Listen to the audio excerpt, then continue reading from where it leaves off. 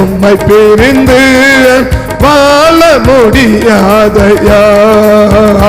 ஏசையா ஏசையா ஏசையா ஏசையா, உம்மை பிரிந்து வாழ முடியாதையா. ஏசையா ஏசையா ஏசையா ஏசையா, திராட்சை செடியின் கொடியாக உம்மில் நிலைத்திருப்பேன். திராட்சை செடியின் கொடியாக உம்மில் நிலைத்திருப்பேன். மிகுந்த கனி கொடுப்பேன், மிகுந்த கனி கொடுப்பேன். சீடனாய்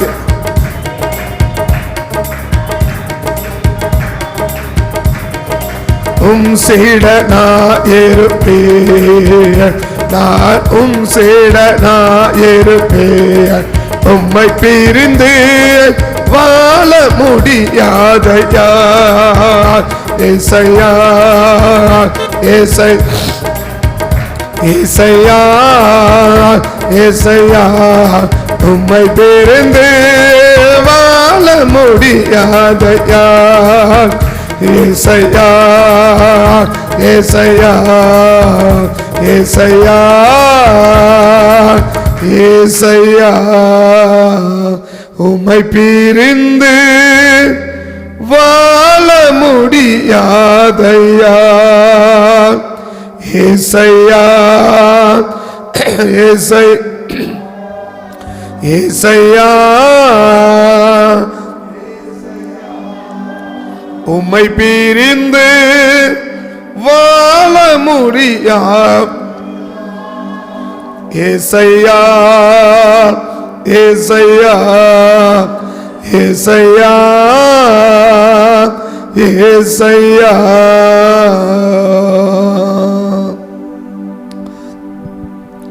பிரிய கூடாதவர்களை விட்டோம், பிரியக்கூடாது. பிரியக்கூடாதவரை விட்டோம், நம்ம பிரியக்கூடாது. பிரியக்கூடாதவங்களை விட்டோம், நம்ம என்ன செஞ்சிடக்கூடாது, பிரிஞ்சிடக்கூடாது. பிரியக்கூடாதவரை விட்டோம், நம்ம பிரிஞ்சிடக்கூடாது.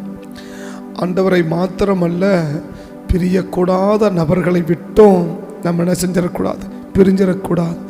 அந்த பிரிவு என்ன செய்யும் அப்படின்னா, ஒன்று வாழ வேண்டிய விதத்தில் வாழ விடாது, இல்லை வாழவே விடாது.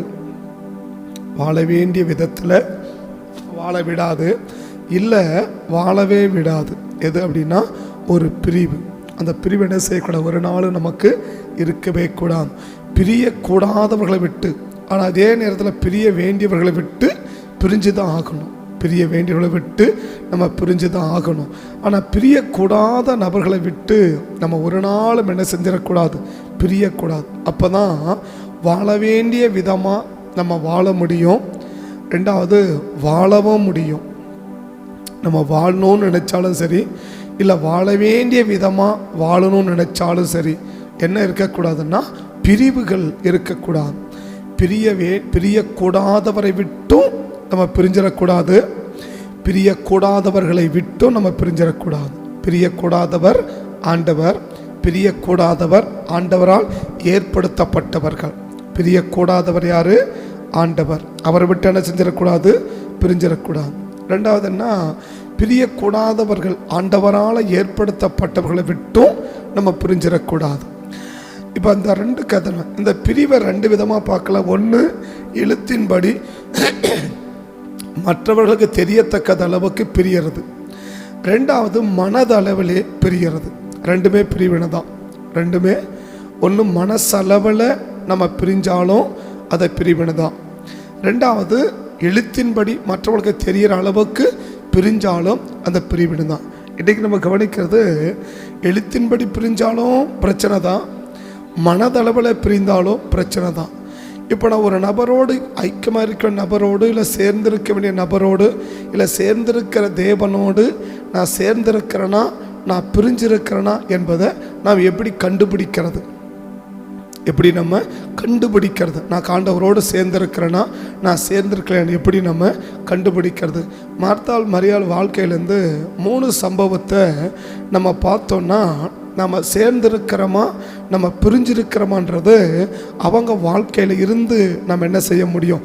கற்றுக்கொள்ள முடியும். ஆண்டவரோடு கூட சேர்ந்திருக்கிறோமா பிரிஞ்சிருக்கிறோமா என்பது எழுத்தின்படி நம்ம பிரியல, ஆனால் மனது அளவில் இன்னைக்கு நம்ம பிரிஞ்சிருக்கிறோமா சேர்ந்திருக்கிறோமா என்பதை எப்படி நம்ம கண்டுபிடிச்சிக்கிறது, எப்படி நம்ம கண்டுபிடிச்சிக்கிறது என்பதை அறியறதுக்கு இந்த மார்த்தாள் மரியாள் வாழ்க்கையிலேருந்து 3 சம்பவம் லூக்கா 10ஆம் அதிகாரத்தில் 38வது வசனத்திலேருந்து நம்ம வாசிக்கும்போது, பின்பு அவர்கள் பிரயாணமாய் போகையில் அவர் ஒரு கிராமத்தில் பிரவேசித்தார். அங்கே மார்த்தாள் என ஒரு பேர் கொண்ட ஒரு ஸ்திரீ தன் வீட்டிலே ஏற்றுக்கொண்டாள். இப்போ வீட்டிலே ஏற்றுக்கொண்டதுனால அவரும் ஆண்டவரை இயேசு ஒன்றா இருக்கிறாங்க, இல்லை பிரிவினை இல்லாமல் இருக்கிறாங்கன்னு அர்த்தம் இல்லை. இயேசுவை ஏற்றுக்கொண்டால் அவளுக்கு மரியாள் எனப்பட்ட ஒரு சகோதரி இருந்தால் அவள் இயேசுவின் பாதத்தருகே உட்கார்ந்து அவருடைய வசனத்தை கேட்டுக்கொண்டிருந்தாள். மார்த்தாளோ பற்பல வேலைகளை செய்வதில் மிகவும் வருத்தமடைந்து அவரிடத்தில் வந்து, ஆண்டவரே, நான் தனியே வேலை செய்யும்படி என்னை விட்டு வந்திருக்கிறது என்ன? உமக்கு கவலை இல்லையா என்று கேட்டான். சொல்லும் என்றால் இயேசு அவளுக்கு பிரதியுத்தரமாக, மார்த்தாளே மார்த்தாளே மார்த்தாளே, அநேக காரியங்களை குறித்து கவலைப்பட்டு கலங்குகிறாய், இன்னும் தேவையானதை விட முக்கியமானது ஒண்ணுதான்றார். அப்போ முக்கியப்படுத்த வேண்டியவரை முக்கியப்படுத்தாம விடுவது ஒரு பிரிவினையின் அடையாளம். முக்கியப்படுத்த வேண்டியவரை முக்கியப்படுத்தாம விடுவது, இல்லை முக்கியப்படுத்தக்கூடாததை முக்கியப்படுத்துவது ஒரு பிரிவினையின் அடையாளம். இப்போ ஆண்டவர் சொல்றார், எது முக்கியம் அப்படின்னா, முக்கியமானது ஒன்று இருக்குது, முக்கியமானது ஒன்று இருக்குது, ஆனால் நீ என்ன செய்யல? முக்கியமானதுக்கு நீ முக்கியத்துவம் கொடுக்காம முக்கியம் அல்லாததுக்கு நான் முக்கியத்துவம் கொடுக்கிறேன் அப்படின்னா நான் மனதளவில் அவங்கள விட்டு பிரிஞ்சிருக்கிறேன்னு அர்த்தம். இல்லை முக்கியப்படுத்த வேண்டியவர்களை முக்கியப்படுத்தாம முக்கியப்படுத்தக்கூடாதவர்களை நான் முக்கியத்துவம் படுத்தி கொண்டிருக்கிறேன்னா நான் அவர்களை விட்டு எழுத்தின்படி பிரியல, மனதளவில் நான் பிரிந்து கொண்டிருக்கிறேன், மனதளவில் பிரிஞ்சிருக்கிறன்றத இங்கே பார்க்க முடியும். ஆனால் இயேசுவை ஏற்றுக்கொண்டார்கள், இயேசுவை ஏற்றுக்கொண்டார்கள். வீட்டில் தான் இயேசு இருக்கிறார். ஆனால் முக்கியமானது எது? முக்கியமானது எது? எது முக்கியம்? யார் முக்கியம்? முக்கியமான நபர்களை நாம் முக்கியத்துவப்படுத்தாமல் முக்கியத்துவப்படுத்தக்கூடாத நபர்களை நாம் முக்கியத்துவப்படுத்துவோமானால் இது ஒரு பிரிவினையின் அடையாளம், இது மனதில் பிரிந்திருக்கிற அடையாளம். இது எங்கே இல்லை? எழுத்தின்படி இல்லை. இப்போ மார்த்தாலும் இயேசுவையும் பார்த்தா யாரும் புரிஞ்ச என்ன செய்ய மாட்டாங்க, யாரும் சொல்லவே மாட்டாங்க. இயேசு எங்கே தான் இருக்கிறார்? அவங்க வீட்டில் தான் இருக்கிறார். ஆனால் வீட்டில் இருந்தாலும் இயேசுவுக்கும் மார்த்தாளுக்கு என்ன இருக்குன்னா ஒரு இடைவெளி இருக்குது. மார்த்தாளுக்கு இயேசுக்கும் ஒரு இடைவெளி இருக்குது. அப்போ இன்னைக்கு முக்கியத்துவப்படுத்த வேண்டிய நபர்களை நாம் முக்கியத்துவப்படுத்தியிருக்கிறோமா? அப்போ முக்கியத்துவப்படுத்த வேண்டிய நபர்களும் இருக்கிறாங்க, முக்கியத்துவம் படுத்தாத நபர்களும் இருக்கிறாங்க. இப்போ அந்த இயேசு யாரு? முக்கியத்துவப்படுத்த வேண்டியவர். யாரால? மார்த்தாளால் முக்கியத்துவப்படுத்த வேண்டியவர். ஆனால் முக்கியத்துவப்படுத்த வேண்டியவரால் இப்போ இயேசு என்ன செய்யப்படலைன்னா முக்கியத்துவப்படுத்தலை. நம்ம வீட்டில் முக்கியத்துவப்படுத்த வேண்டியவர்களும் இருக்கிறாங்க, முக்கியத்துவப்படுத்தாத நபர்களும் இருக்கிறாங்க. முதன்மைப்படுத்த வேண்டிய நபர்களும் இருக்கிறாங்க, முதன்மைப்படுத்தக்கூடாத நபர்களும் இருக்கிறாங்க. இதை யோவான் 2ஆம் அதிகாரத்தில் அழகாக விளக்குறார் பாருங்க. யாரு? அந்த கல்யாண வீட்டுக்கார் அழகாக விளக்குறார் பாருங்க. எப்படி விளக்குறார்? யோவான் 2ஆம் அதிகாரம் 1 வசனத்தை 2ஆம் வசனத்தை பார்த்தா, 3ஆம் நாளிலே கலிலேயாவில் உள்ள கானா ஊரிலே ஒரு கல்யாணம் நடந்தது. இயேசுவின் தாயும் அங்கே இருந்தாள். இயேசுவும் அவருடைய சீசரும் இங்க 3 பேரும் இருக்கிறாங்க. இயேசு இருக்கிறாரு, இயேசுடைய சீசர் இருக்கிறாங்க, இயேசுவின் தாயாகிய மரியாள் இருக்கிறாங்க. 3 பேர் அங்க இருக்கிறாங்க. ஆனா 3 பேர் இருந்தாலும் இயேசுவும் அவருடைய சீசர்களும் கல்யாணத்துக்கு அழைக்கப்பட்டார்கள் என்று அழகா சொல்லுது. அப்படின்னா அந்த கல்யாண வீட்டுக்கு என்ன செஞ்சிருக்கிறாரு? யாரை முதன்மைப்படுத்த வேண்டுமோ, யாரை முக்கியத்துவப்படுத்த வேண்டுமோ அவர் என்ன செய்கிறார்? அழகா முக்கியத்துவப்படுத்துகிறார். அப்பதான் அந்த கல்யாணம் நடக்க வேண்டிய விதமா நடந்துச்சு. கல்யாணம் எப்படி நடக்கணும்? நடக்க வேண்டிய விதமா நடக்கணும். அப்ப கல்யாணம் எப்படி கூட நடக்கலாம், நடக்க கூடாத விதமாகவும் நடக்கலாம், நடக்க வேண்டிய விதமாகவும் நடக்கலாம். ஏன் இந்த கல்யாணம் நடக்க வேண்டிய விதமா நடந்துச்சு அப்படின்னா, அந்த கல்யாண வீட்டுக்காரருக்கு தெரிஞ்சது யாரை முதன்மைப்படுத்த வேண்டும், யாரை முக்கியத்துவப்படுத்த வேண்டும், யாரை முதன்மைப்படுத்த வேண்டியது இல்லை என்பது தெரிஞ்சது. எல்லாரும் தேவைதான், ஆனா முக்கியமானவர்கள் உண்டு. எல்லாரும் அவசியம், எல்லாரும் தேவை. கல்யாண வீட்டுகளை பரிமாறுறவங்களும் இருக்கிறாங்க, கல்யாண வீட்டில் சாப்பிட்றவங்களும் இருக்கிறாங்க, கல்யாண வீட்டில் சாப்பாடை ஆயத்தம் பண்ணி கொடுக்குறவங்களும் இருக்கிறாங்க. இப்போ சாப்பிட்றவங்களும் முக்கியத்துவப்படுத்தியிருந்தா என்ன இருக்கும்? வேலை முடிஞ்சிருக்கும். சாப்பாடை கொடுக்குறவங்கள முக்கியத்துவப்படுத்த என்ன இருக்கும்? ஸோ மிகுந்த ஏமாற்றத்தோடும் மிகுந்த அவமானத்தோடு அந்த கல்யாணம் முடிஞ்சிருக்கும். ஆனால் அந்த கல்யாண வீட்டுக்காரருக்கு தெரியுது, சாப்பிட்றவங்கள முக்கியத்துவப்படுத்தலை, சாப்பாடு கொடுக்குறவங்களையும் முக்கியத்துவப்படுத்தலை. இந்த சாப்பாடு என்ன செய்கிறார்? ஏற்பாடு பண்ணி கொடுக்குற தேவனை என்ன செஞ்சாருன்னா முக்கியத்துவப்படுத்தினார். இன்னைக்கு முக்கியத்துவப்படுத்த வேண்டிய நபர்கள் நம்மால் முக்கியத்துவப்படுத்தப்படுகிறார்களா? முக்கியத்துவப்படுத்த வேண்டிய நபர்களை முக்கியத்துவப்படுத்தாத பட்சத்தில் அந்த இடத்துல அந்த நபர்கள், அது குடும்பமாக இருந்தாலும் சரி, அது தனிப்பட்ட நபராக இருந்தாலும் சரி, வாழ வேண்டிய விதமாக அவங்க என்ன செய்ய முடியாதுன்னா வாழ முடியாது. வாழ வேண்டிய விதமாக, அப்போ வாழ வேண்டிய விதம் வாழ எப்படி தான் வாழ முடியும்? வாழக்கூடாத விதமாக வாழ்ந்துட்டு இருக்கலாம். இப்போ இந்த கல்யாணம் எப்படி நடந்திருக்கலாம்? கீழே நம்ம 10-11 வாசிக்கிறோம். அநேகர் என்ன செய்கிறாங்க? அந்த பாராட்டுறாங்க. அந்த கல்யாணத்தை என்ன செய்கிறாங்க? கீழே நம்ம 10-11 வசனத்தை பார்க்குறோம். அந்த கல்யாணம் சாப்பிட்ட ஒருத்தர் சொல்கிறான் பாருங்க, அதுக்கு முடிக்கிற வசனம் கூட, வந்தது என்று வேலைக்காரருக்கு தெரிந்ததே அல்லாமல் மற்ற பந்தி விசாரணைக்காரனுக்கு தெரியாததினால் ருசி பார்த்த போது மணவாளனை அழைத்து முன்பு நல்ல திராட்சரசத்தை கொடுத்து ஜனங்கள் திருப்தி அடைந்த பின்பு ருசி குறைந்த திராட்சத்தை கொடுப்பான். நீரோ இது எப்படி முடிய வேண்டியது? ஐயா, எவ்வளோ பேர் வராங்கன்னு தெரியாத, ஏதாவது சாப்பாடு கூட ஒழுங்கான செய்ய மாட்டேங்கிறீங்க, கொடுக்க மாட்டேங்கிறேன்னு அநேகர் திட்டிட்டு போக வேண்டியது, அநேகர் பழி சொல்ல வேண்டியது. ஏன்னா கல்யாணம் நடக்கிற சமயம் தலைமுறை என்ன செய்யப்படும்? பேசப்படும். இந்த கல்யாணத்துக்கு போனோம்பா இப்படி தான் பண்ணாங்க, இந்த கல்யாணத்துக்கு போனால் இப்படி தான் நடந்துச்சுன்னு தலைமுறையாக பேசக்கூடிய அளவுக்கு ஒரு பயங்கர அவமானமாக முடிய வேண்டியது, ஒரு பயங்கர பழி சொல்ல முடிய வேண்டியது. தலைமுறை வரைக்கும் பேசப்படத்தக்கதான் என்ன செய்ய வேண்டியது? முடிய வேண்டியது. தலைமுறையா நீதிமொழி வசனம் யாரை பற்றி பேசுவாங்கன்னா, துன்மார்க்கனை பற்றி தான் தலைமுறையாக பேசுவாங்க. நீதிமொழி 21ஆம் அதிகாரத்தில் ஒரு வசனம் இருக்கும் பாருங்க. நீதிமொழி 21 ஒரு வசனம் உண்டு. துன்மார்க்க தலைமுறை என்ன செய்யப்படும்? பேசத்தக்கவர்களாக இருப்பார்கள் அப்படின்னு இருக்கார். துன்மார்க்க 28ஆம் வசனம் பாருங்க. கெட்டு போவான், செவி கொடுக்கவன் எப்போதும் என்ன செய்யத்தக்கவன் ஆவான். செவி, அது முடிக்கிற வசனம், அந்த வசனம் திரும்ப வசனம். பொய் சாட்சிக்காரன் கெட்டு போவான், செவி கொடுக்கிறவனோ எப்பொழுதும் எப்படி பேசத்தக்கவனாவான்?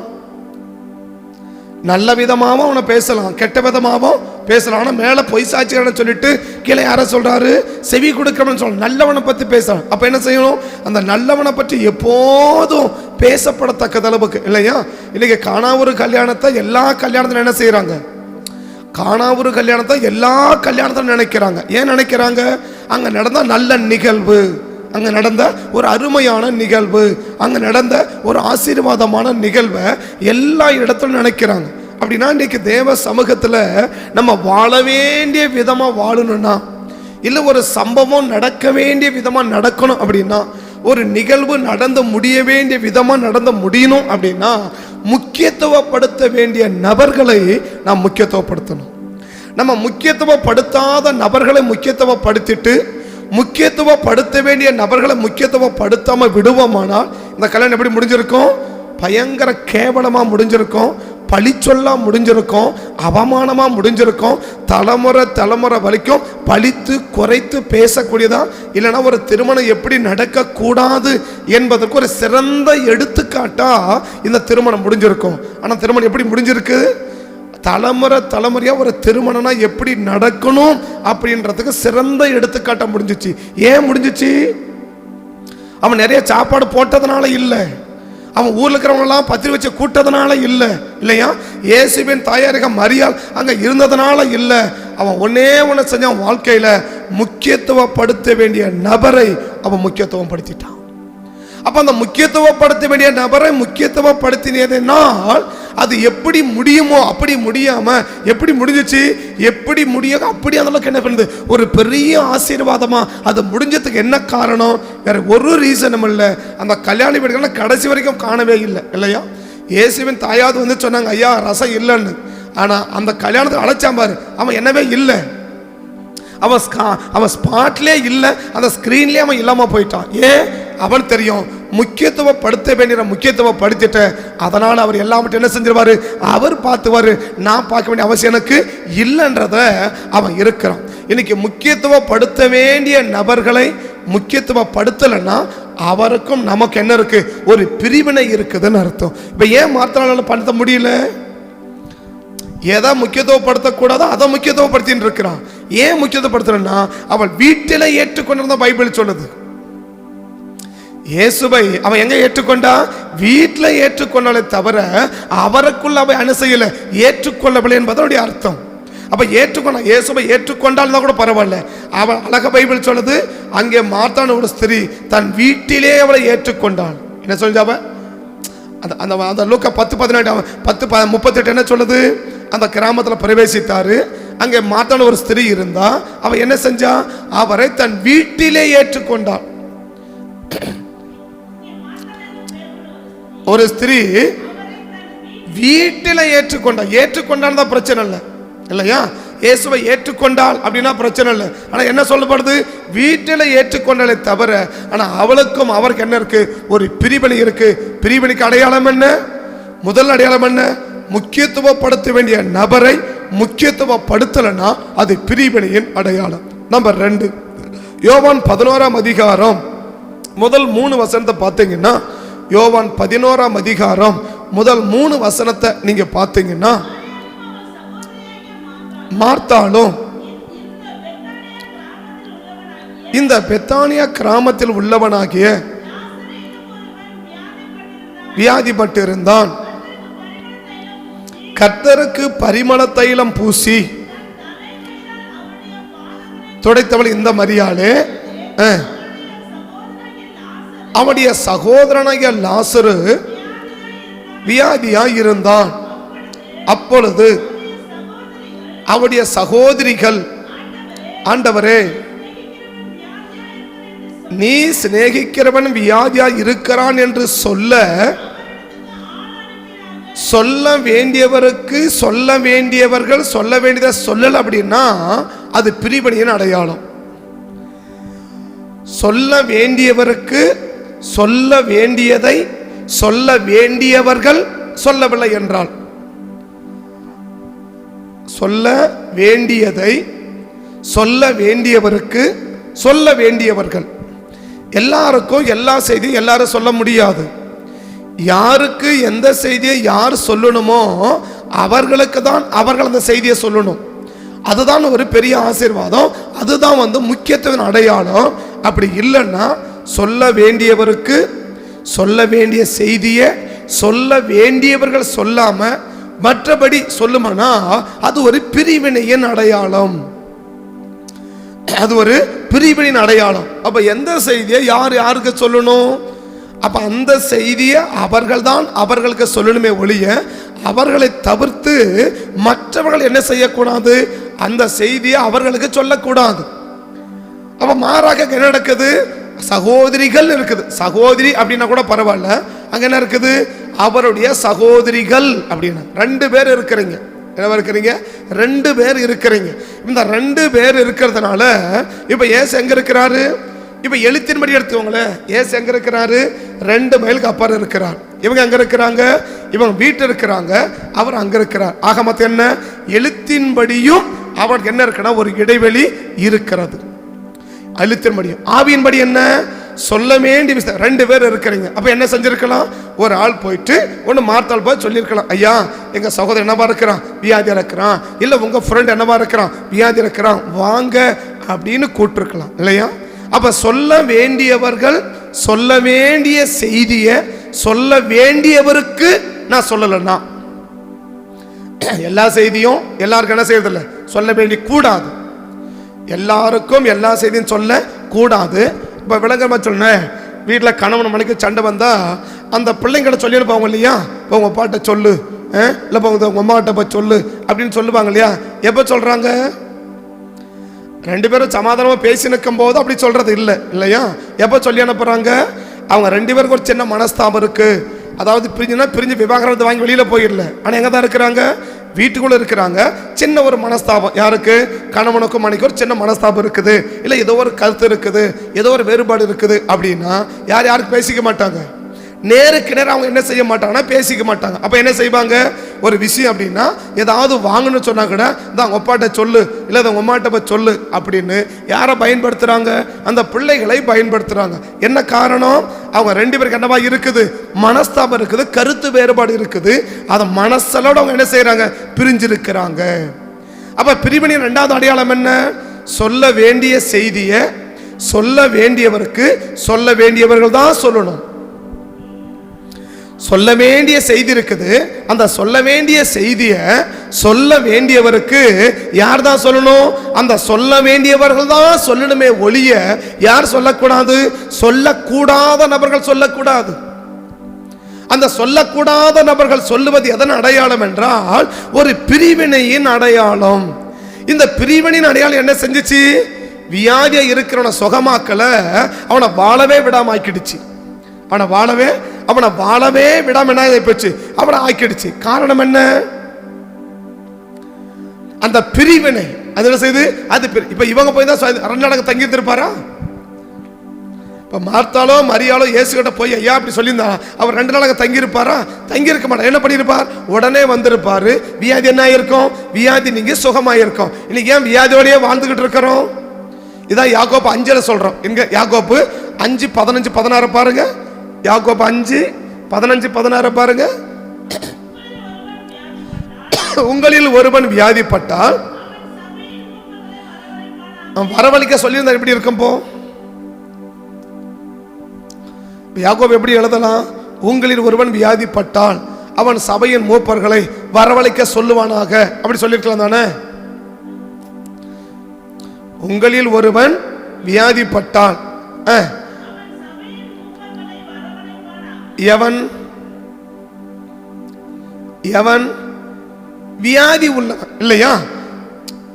வியாதி வீட்டில் உள்ளவன், வீட்டில் உள்ளவர்கள் இல்ல, வியாதி உள்ளவன்.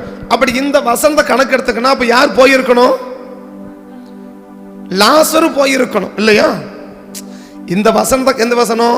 உங்களில் ஒருவன் வியாதிப்பட்டால் அவன் சபையின் மூப்பனை வரவழைக்க கடவன் சொல்லி வச்சுக்கோங்களேன். இப்ப இந்த வசனம் கம்பேர் பண்ணுங்கன்னா இவ வியாதி அங்க யாருக்கு? யோவான் 11 வியாதி யாருக்கு?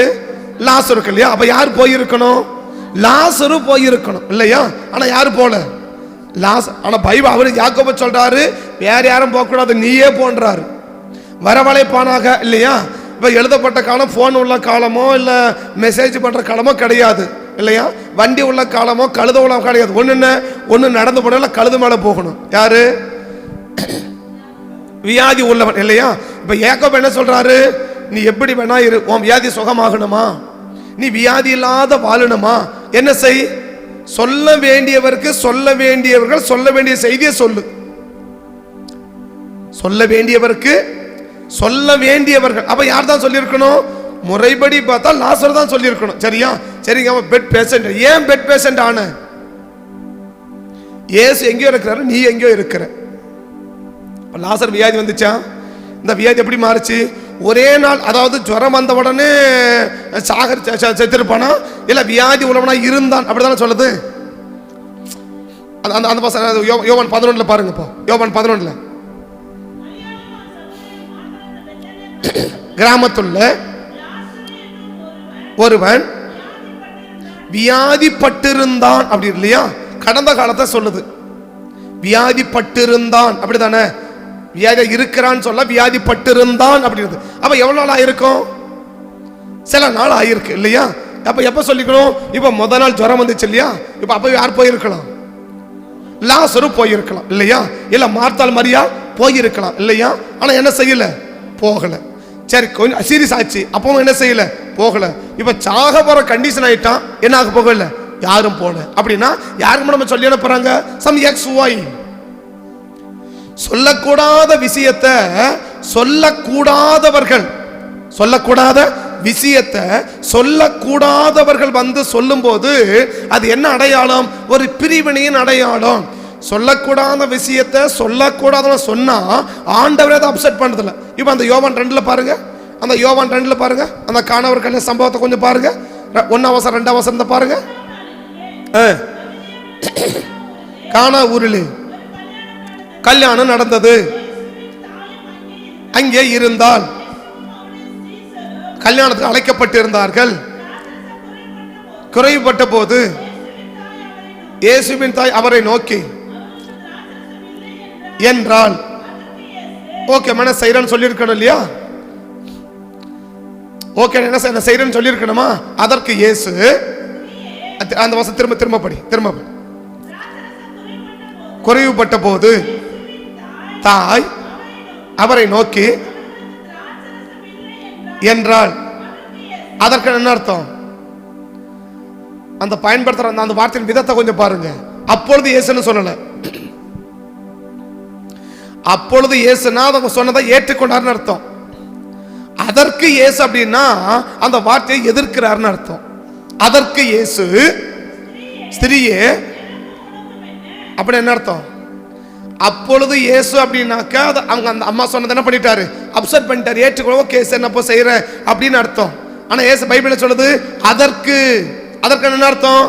உடனே சொல்றாரு, உனக்கு எனக்கும் உன் வேலையை பாருன்றாரு. அப்ப யார் வந்து சொல்லட்டும்? சொல்ல வேண்டியவர்கள் சொல்ல வேண்டிய செய்திய சொல்லட்டும், நீ அமைதியா வேலையை பாருன்றாரு.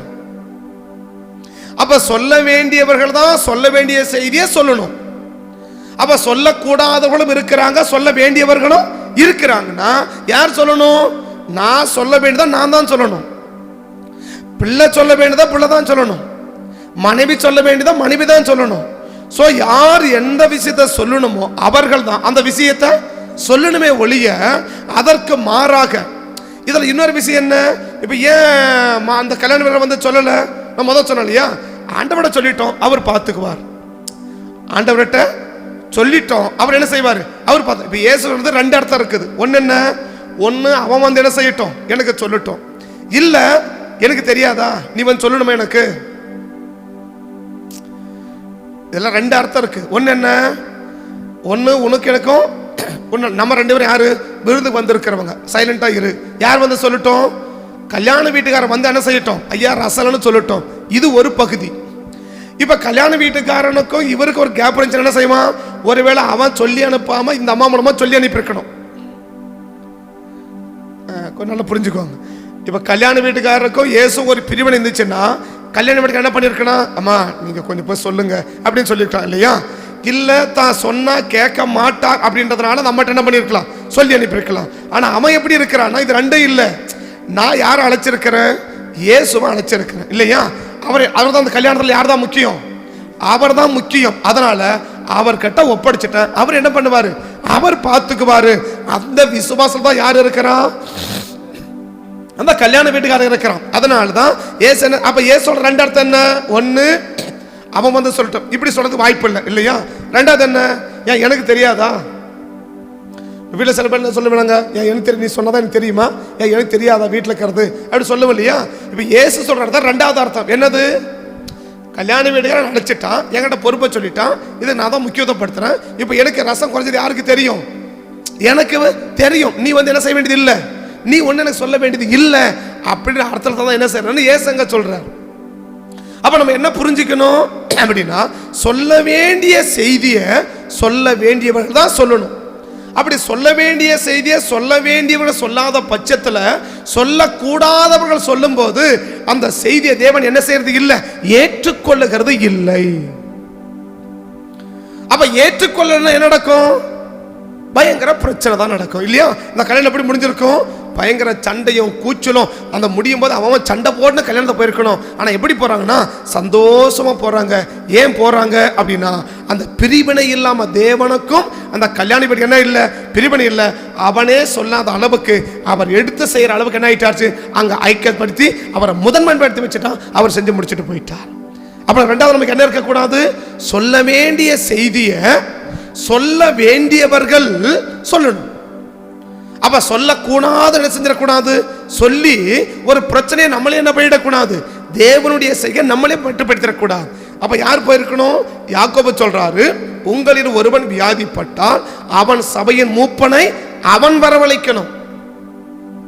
அவன் தான் என்ன செய்யணும், அழைக்கணும். ஒருவேளை இன்னைக்கு ஃபோன் பண்ணிச்சாலும் ஃபோன் பண்ணி ஐயா வாங்கன்னு சொல்லிடலாம் இல்லையா. அன்னைக்கு அவன் எப்படி தான் போய் ஆகணும், நேராக தான் போயிட்டு எனக்கு பிரச்சனை கொஞ்சம் என்ன பண்ணுங்க, எங்க வீட்டுக்கு வந்து ஜெபம் பண்ணுங்க அப்படின்னு யார் தான் சொல்லணும், அந்த பாதிக்கப்பட்டவன் தான் சொல்லணுமே ஒழிய இன்னொரு ஆள் சொல்லக்கூடாது. அப்ப யாக்கோபு எப்படி சொல்லியிருக்கலாம், உங்களுக்கு ஒரு வியாதிப்பட்டு இருந்தால் அவனை சாதவன் யாராவது அவன் என்ன செய்யலாம், அழைச்சிட்டு வாங்க அப்படி சொல்லியிருக்கான் இல்லையா. ஆனா அப்படி சொல்லல, உங்களில் ஒருவன் வியாதிப்பட்டவன் இருந்தால் அவன் சபையின் மூப்பனை அவன் வரவழைக்கட்டும். அவன் கூப்பிட்டு, யாருக்கு பிரச்சனை அவன் கூப்பிட்டு, நீ அவன் கூப்பிடுற அப்படின்னு சொல்றாருனா, அப்ப லாசர் தான் போயிருக்கணும், கத்தனை செய்யறாரு, விரும்புறாரு. இல்ல மார்த்தாள் மாதிரி என்ன செஞ்சிருக்கலாம், போயிருக்கலாம். இதை 3 பேரும் தள்ளிட்டு யார் போறாங்கன்னா, சம் எக்ஸ் யாரோ ஒருவர் போய் சொல்றாரு. அப்ப யாரோ ஒருவர் சொல்றத யாருக்கோ கர்த்தர் என்ன செய்ய விரும்பல, யாரோ ஒருவருக்கு செய்யறத யாரோ ஒருத்தர் சொல்றத கேட்டு தேவன் என்ன செய்ய விரும்பல, செய்ய விரும்பல.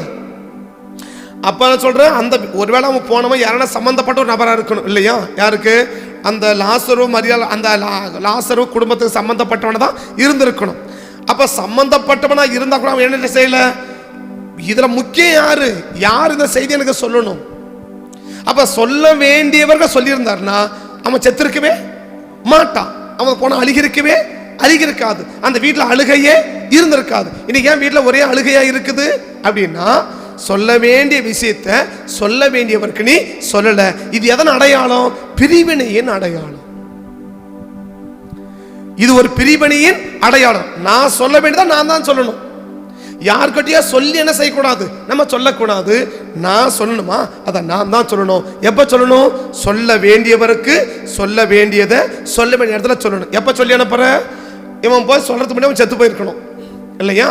ஏன்னா ஆண்டவர் என்ன சொல்றாரு, இவன் சொல்லிட்டு வந்துட்டான் இல்லையா. உடனே ஏசு என்ன சொல்றாரு, நம்ம சகோதரர்கள் லாஸ் என்ன பண்ணிட்டான், நித்திரையா இருக்கான்ட்டாரா. அகமத் எப்ப போய் சொல்ற, கதை முடிஞ்ச பிறகு போய் சொல்ற இல்லையா. என்ன பிரயோஜனம், எப்ப சொல்லி இருக்கணும்,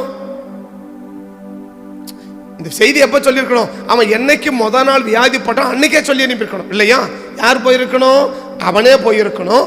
இல்ல இந்த சம்பந்தப்பட்ட மார்த்தாள் மரியாள் போயிருக்கணும்.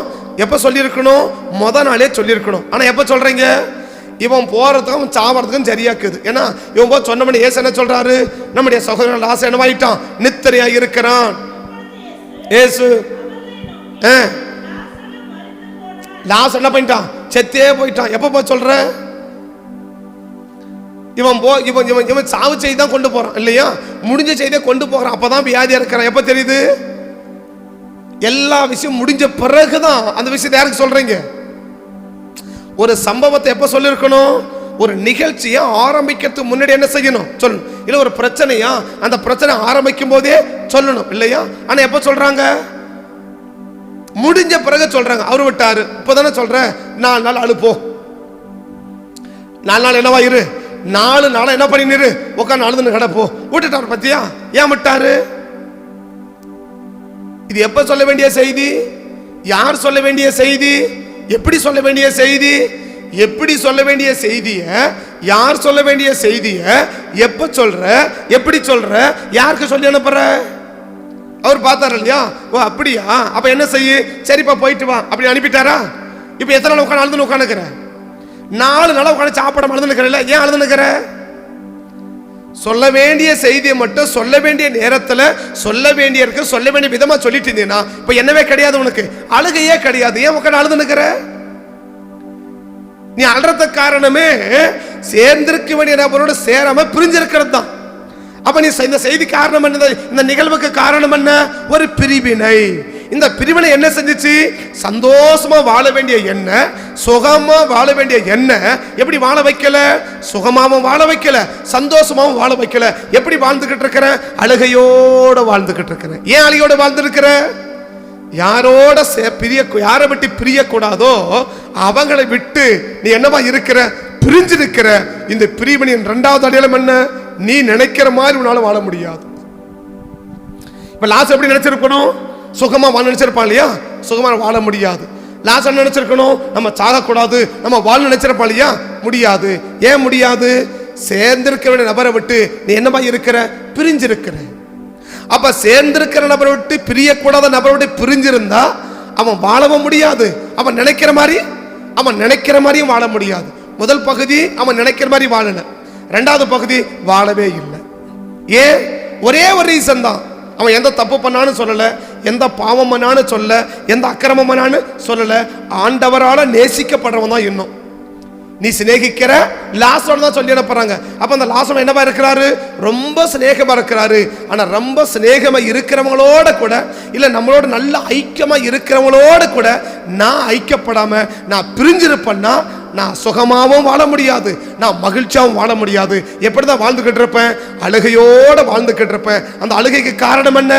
எனக்குள் நான் ஏற்படுத்தி கொண்ட பிரிவினை. இந்த வியாதியோட வாழத காரணம் என்ன? எனக்கு நானே நான் ஏற்படுத்தி கொண்ட பிரிவினை. அவனோட யார் பிரிய விரும்பல? உன்னை சிநேகிக்கிறவன் சொல்லி இருக்கணும் இல்லையா? உன்னை சிநேகிக்கிறவன் லாஸ்ட் சொல்லி இருக்கணும் இல்லையா? ஆனா அவங்க என்ன சொல்றாங்க? நீ சிநேகிக்கிறவன் சொல்றாங்க. அப்ப யார் சிநேகிக்கல? உன்னை சிநேகிக்கிறவங்களோட கூட உன்னால் என்ன இருக்க முடியல? ஐக்கியமா இருக்க முடியல. உன்னை நேசிக்கிறவங்க இல்லையா? எப்படி நேசிக்க? என்ன அடையாளம்? நீ நல்லா இருக்கணும், நீ ஆஸ்வாதமா இருக்கணும், நீ சுகமா இருக்கணும், நீ சமாதானமா இருக்கணும், நீ மகிழ்ச்சியா இருக்கணும், நீ நல்லா இருக்கணும் அப்படின்னு நினைச்சு ஓன் நன்மைக்காக பிரயாசப்படுகிறவரோடு கூட இன்னைக்கு உன்னால் என்னவா இருக்க முடியல? ஐக்கியமா இருக்க முடியல. பட் யாரோட ஐக்கியமா இருக்கிற? வியாதிக்காரனோட உட்காந்து ஐக்கியமா இருக்கிற இல்லையா? யாரோட கூட யாரோட சொல்லி அனுப்புற? யாரோ ஒரு நபரோட சொல்லி அனுப்புற இல்லையா? எப்ப சொல்லி அனுப்புற? அவன் சாக போற எல்லாம் முடிஞ்சிட்டு அப்ப சொல்லி அனுப்புற. எல்லாத்தையும் முடிச்சிட்டு அதுக்கப்புறம் சொல்ற. என்ன அடையாளம்? அவருக்கும் நமக்கு என்ன இருக்குன்னா ஒரு பிரிவினையின் அடையாளம். சொல்ல வேண்டிய செய்தியை சொல்ல வேண்டிய நேரத்தில் சொல்ல வேண்டியவருக்கு சொல்ல வேண்டிய விதமா நான் சொல்லலைன்னா எனக்கும் அவருக்கு என்ன இருக்குது? பிரிவினை இருக்குன்னு அர்த்தம்.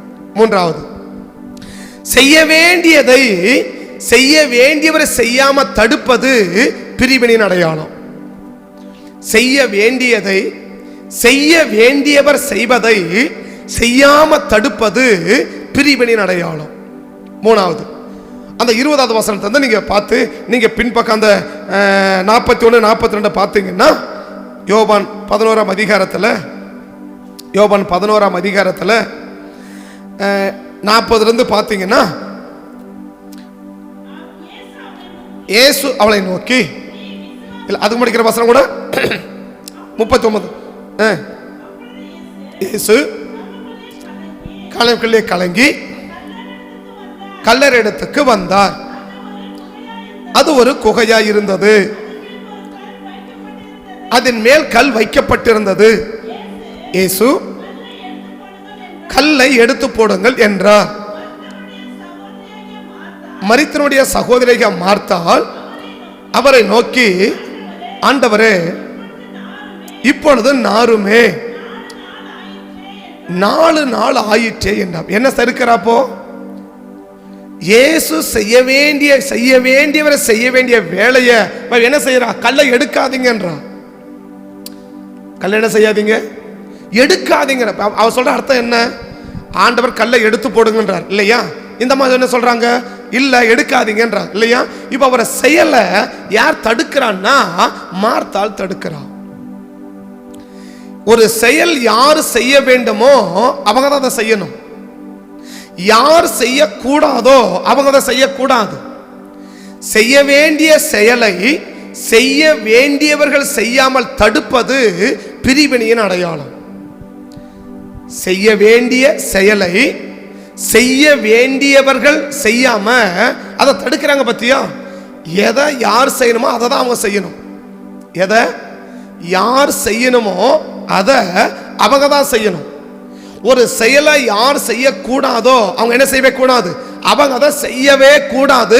அப்படி செய்வாங்கன்னா அது மிகப்பெரிய பாதிப்பா இருக்கும். அது மிகப்பெரிய பாதிப்பா இருக்கும். அதனால்தான் அந்த கல்யாண வீட்டில் அந்த அம்மா சொல்லிட்டாங்க, என்னது, அவர் என்ன சொல்றாரோ அதை மட்டும் செய்யுங்கப்பா. நான் என்ன வேற யார் என்ன சொல்ல என்ன பண்ணாதீங்க, யாரும் அதை செய்யாதீங்கன்னுட்டாங்க. ஏன்? ஒரு செயலை யார் செய்யணும்? ஏன்னா ஒவ்வொன்றுக்கும் தேவன் என்ன வச்சிருக்கிறார்? ஒரு ஒழுங்குமுறையை கர்த்தர் வச்சிருக்கிறார். ஒரு ஒழுங்குமுறையை கர்த்தர் வச்சிருக்கிறார். என்ன ஒழுங்குமுறை? யார் எதை செய்யணும் என்பதுக்கு கர்த்தர் என்ன வச்சிருக்கிறார்? ஒரு ஒழுங்குமுறையை கர்த்தர் வச்சிருக்கிறார். இந்த ஒழுங்குமுறையை நான் சரியா பின்பற்றலைன்னா என்ன அர்த்தம்? அவர்களுக்கும் எனக்கும் ஒரு பிரிவினை இருக்குதுன்னு அர்த்தம். அவர்களுக்கும் எனக்கும் ஒரு பிரிவினை இருக்குன்னு அர்த்தம். அவ கல்லை எடுத்து போடுங்கன்னா அவரை விடணும். இப்ப இதே மரியாதை இருந்தா இல்லையா, அவ ஏதாவது சொன்னாலா? அவர் ஏதாவது சொன்னாலா? இல்ல. இப்ப 20ஆம் வசனத்தை படிங்களே, 20 இப்ப படிங்க பார்க்கலாம். யோவான்ல 11:20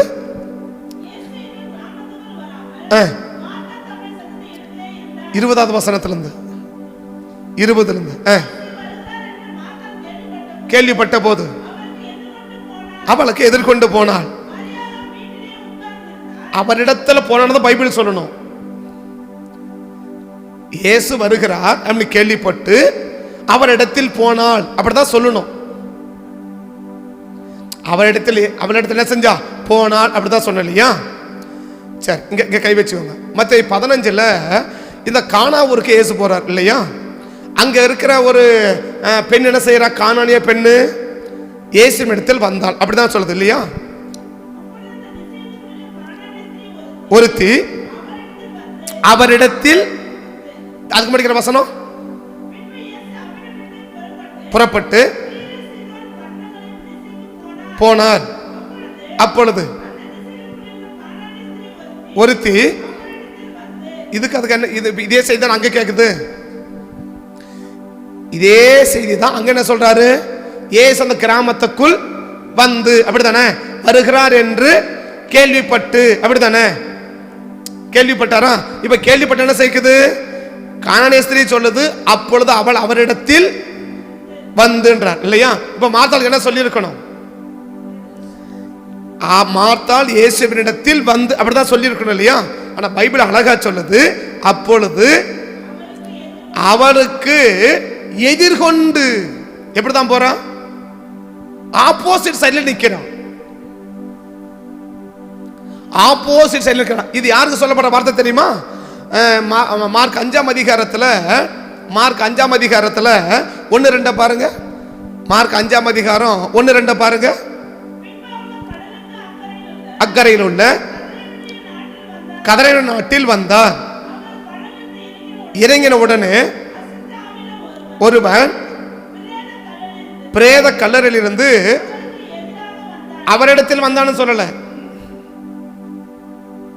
வார்த்தையுடைய பதத்தை புரிஞ்சுக்கோங்க. கானானிய ஸ்திரியை சொல்லுது, அப்பொழுது அவரிடத்தில் வந்துன்னு சொல்லுது. அநேக இடத்துல பார்த்தீங்கன்னா ஜனங்கள் அவரிடத்தில் வந்து அப்படிதான் சொல்லும். ஆனா சில இடத்துல மட்டும் தான் சொல்லுது. என்ன சொல்லுது? இந்த பதம் யாருக்கு பயன்படுத்துற வார்த்தை? ஒரு அசுத்தாவி பிடிச்ச மனுஷன், இன்னும் சொன்னா ஒரு அசுத்தாவி நடத்தப்படுகிற மனுஷன், ஒரு அசுத்தாவி தான் யாருக்கு எதிர்த்து நிற்கும்? யாருக்கு எதிர்த்து நிற்கும் அப்படின்னா இயேசுவுக்கு எதிர்த்து நிற்கும் இல்லையா? இல்ல எதிர்க்க கூடாததை எது எதிர்க்கும்? ஒரு அசுத்தாவி தான் எதிர்க்கும் இல்லையா? இப்ப கானானிய பெண்ணுக்கு என்ன இல்ல? கானானிய பெண்ணுக்கு என்ன இல்ல? பிசாசு பிடிக்கல இல்லையா? கானானிய பெண்ணுக்கு என்ன பிடிக்கல? பிசாசு பிடிக்கல. ஆனா லேகனுக்கு பிசாசு பிடித்திருந்த மனுஷன் அப்படித்தானே? இப்ப இவன் எப்படி நடக்கிறான், அவன் எப்படி நடக்கிறா? கானானிய பெண்ணுக்கு பிசாசு பிடிக்கல. அவன் எப்படி வந்தா? அப்பொழுது அவர் அவரிடத்தில் வந்து அப்படின்னா. ஆனா பிசாசு பிடித்தவன் என்ன சொல்லுது? அவருக்கு எதிராக வந்தான் அப்படி சொல்லுது இல்லையா? இப்ப இந்த பதத்தை தான் யாருக்கு பயன்படுத்துறாரு? மார்த்தாளுக்கு பயன்படுத்துறார். அப்படின்னு என்ன அர்த்தம்?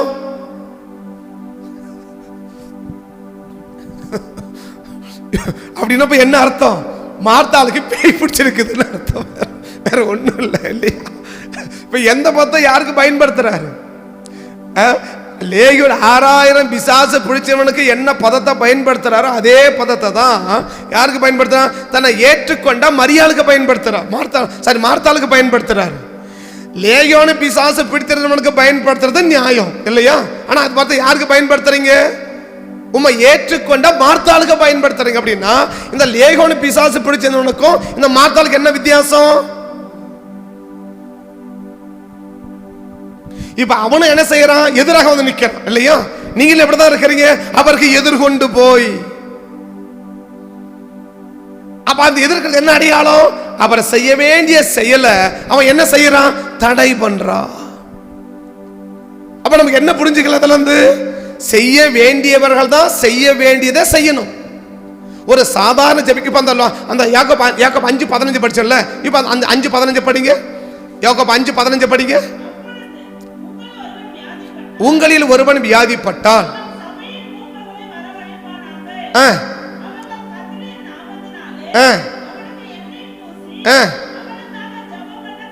யாருக்கு யார் ஜெபிக்கிறது? இது ஏற்கனவே 5 பாயிண்ட் வேற விதம் சொல்லி இருக்கிறேன். எந்த காரியத்துக்கு யார் ஜெபிக்கணும்ன்றது 5 சம்பவத்தை அதில் உங்களுக்கு சொல்லி இருக்கிறேன். சரியா? இந்த சம்பவத்தையும் மார்க் 16ஆம் அதிகாரத்தில் இருக்கிற சம்பவத்தையும் கம்பேர் பண்ணி உங்களுக்கு 5 செய்தியை சொல்லி இருக்கிறேன். எந்த விஷயத்துக்கு யார் ஜெபிக்கலாம் அப்படின்னு. ஆனா இங்க என்ன சொல்றாரு?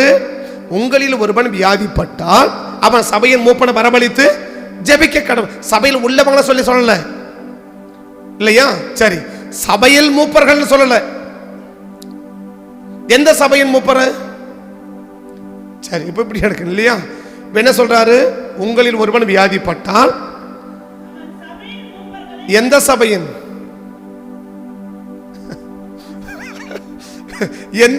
எந்த சபையின் மூப்பன் அழைக்கிறது?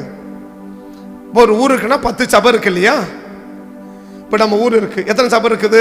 கிட்டத்தட்ட 13 சர்ச் இருக்கு இல்லையா? இப்ப எந்த மூப்பன் அழைக்கிறது? இங்கதான் பிரச்சனை நிறைய பேருக்கு. என்னது? உனக்கு பிரச்சனைனா எந்த மூப்பன் அழைக்கணும்? நீ எந்த சபையில இருக்கிறியா அந்த மூப்பனை அழைக்கணும்.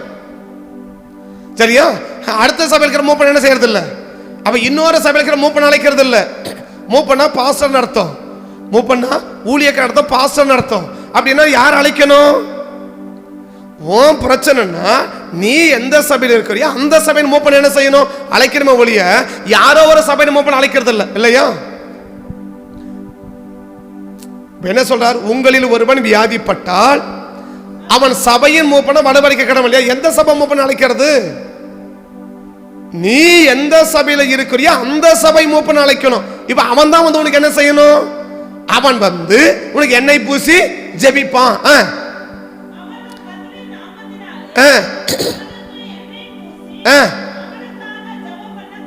கடவர்கள் அவன் தலைமையில எண்ணெய் வச்சு ஜெபிக்கிறது யாருக்கு ரைட்ஸ் இருக்குது? நீ எந்த சபையில் இருக்கிறியோ அந்த சபை மூப்பனுக்கு தான் அந்த ரைட்ஸை கொடுத்து வச்சிருக்கிறாரு. ஒரு உலகத்தரவர்களை என்ன செஞ்சு கொடுக்கல. இப்ப இவன் வியாதி வந்துச்சா, சரி என்ன சொல்லியிருக்கணும்? அவனுடைய சபையை மூப்பனை வரவழைச்சு அவர்கள் அவனுக்கு எண்ணெய் பூசி ஜெபிக்க கடவுன்றார் இல்லையா? இப்ப எண்ணெய் பூசி ஜெபிக்க ரைட்ஸ் யாருக்கு கொடுத்திருக்கிறாரு? நீ எந்த சபையில இருக்கிறியோ அந்த சபையின் மூப்பனுக்கு தான் அந்த ரைட்ஸை கொடுத்திருக்கிறார். அவன் தான் அதை என்ன செய்யணும்? அவன் தான் அதை செய்யணும்.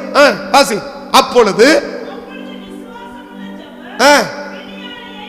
அப்ப ஏன் இவனுடைய சுகமாகல?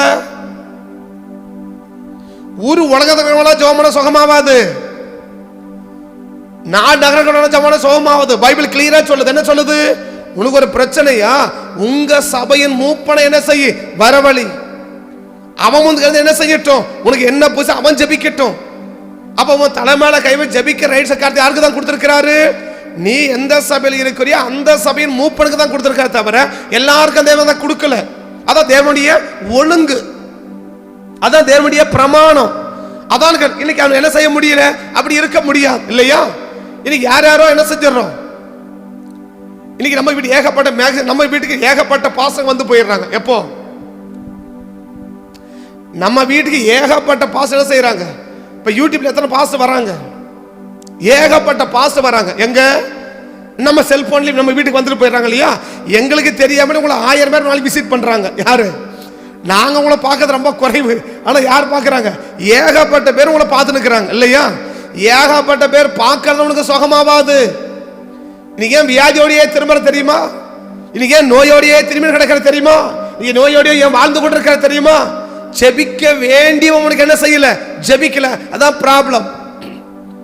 அழகா ஆண்டவர் சொல்றாரு, உங்களில் ஒருவன் வியாதிப்பட்டான், அவன் சபையின் மூப்பனை வரவழைக்க கடவன். அவன் வந்து என்ன செய்யணும்? உனக்கு என்ன பூசி ஜெபிக்கணும். அப்பொழுது விசுவாசமுள்ள ஜெபம் ஆகும், உன்னை சுகமாக்கும். கர்த்தர் அவனை எழுப்புவார். எப்ப எழுப்புவாரு? யார் ஜெபமான எழுப்புவாரு?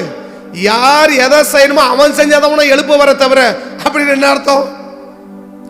அப்படி இல்லைன்னா என்ன அர்த்தம்?